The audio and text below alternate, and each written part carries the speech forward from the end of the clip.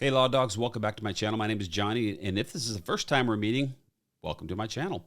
Here I help crime enthusiasts understand the inner workings of criminal investigations and take you behind the scenes on what investigators look for with forensics and procedures, stuff like that. So if that's something you're into, consider subscribing. So if you're here because you want to know a little bit about the Elantra that Moscow PD is looking for, let me kind of take you back a little bit and on a statement that the captain for Moscow PD made so that you can understand it a little bit better, and then you're all caught up to speed, okay? Here we go. Why ask the public for additional help with this white car? Well, through our tips, through our leads, some of the evidence that came in, we start to identify patterns. And like we said earlier, we are confident that the occupant or occupants of that vehicle have information that's critical to this investigation.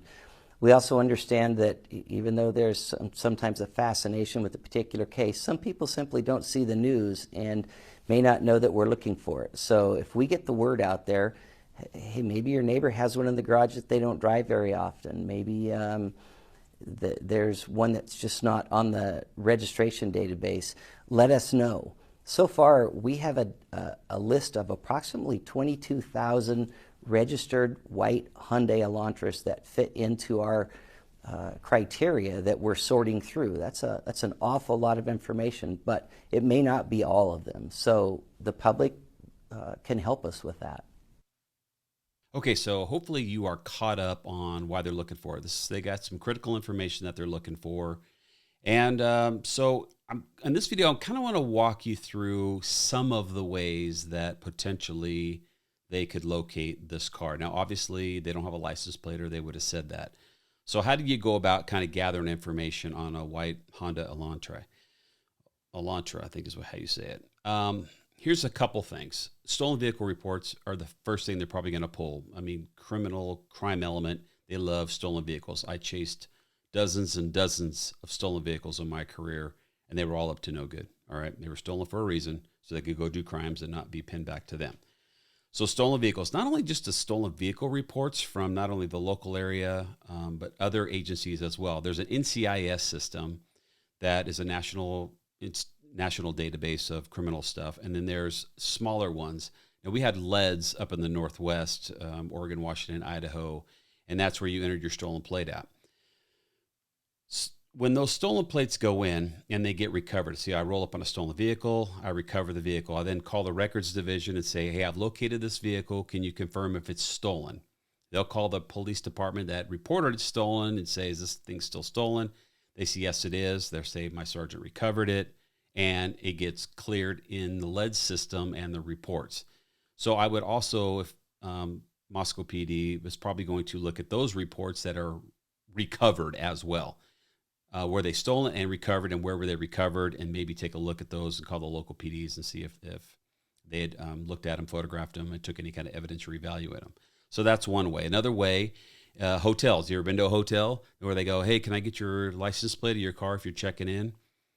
Anywhere of those in Idaho, Oregon, Washington that may or may not be along that route going to and from that location could potentially develop a lead out of that as well.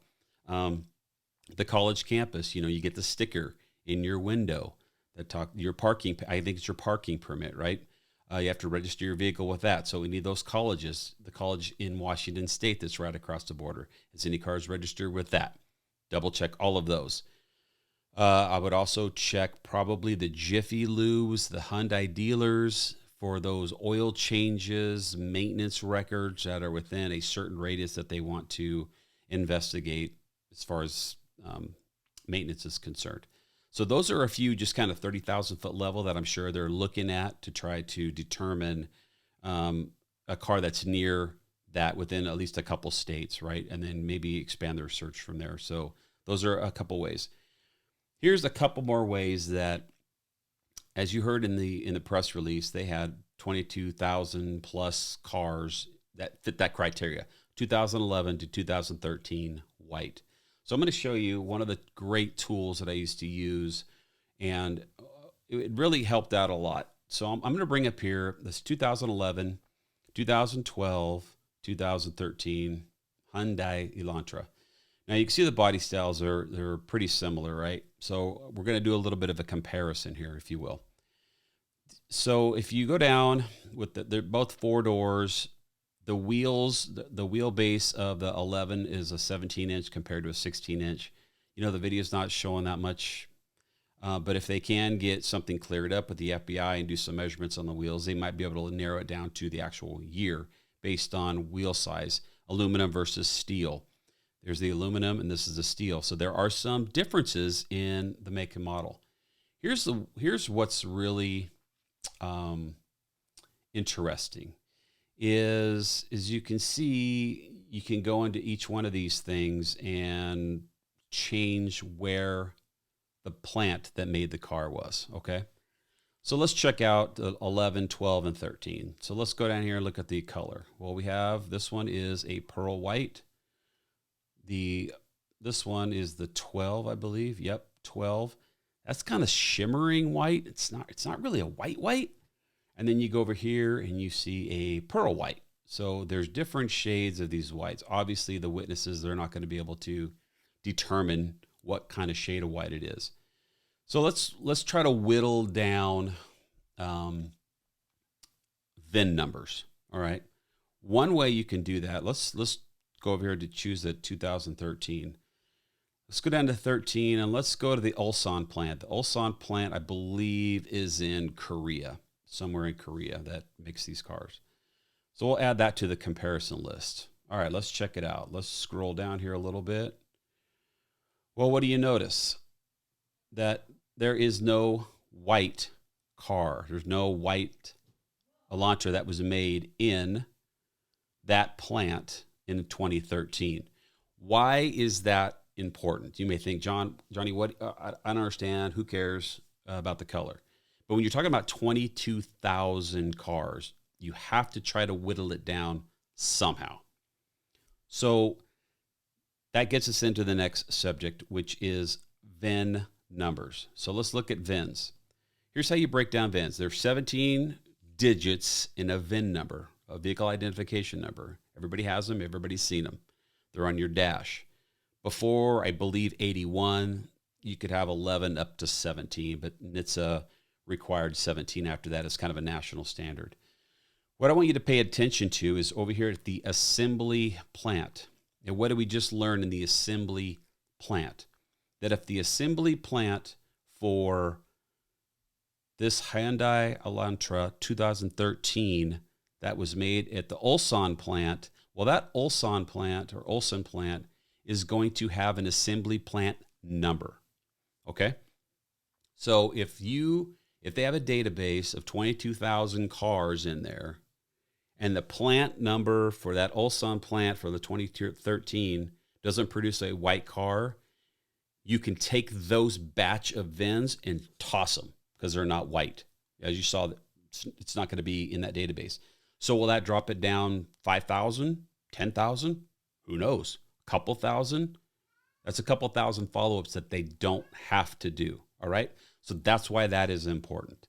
Okay, this is called the toll roads of Orange County. Now, I don't know how many of these are out there, but what this is basically is that you register your car, or if you're going to a toll road, let's say in this example, California, they have those kind of this kind of license plate readers that scan your plate and see if you've paid a toll. Now, they give you a transponder. Now, I got popped because I didn't have a transponder, and I got a notice in the mail saying I didn't pay a toll. I didn't even know there was a toll there.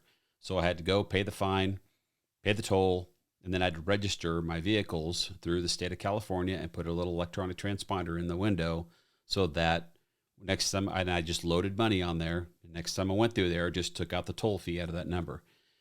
If they have that, they can track that car that way. Or if he or she goes through a toll in that car and it pops, there's probably going to be a database with the state of California that talks about a violation. Here you get a toll violation here, or in a toll calculator, those kind of things that they may be able to find some evidence there that the person went to California and went down to the coastline.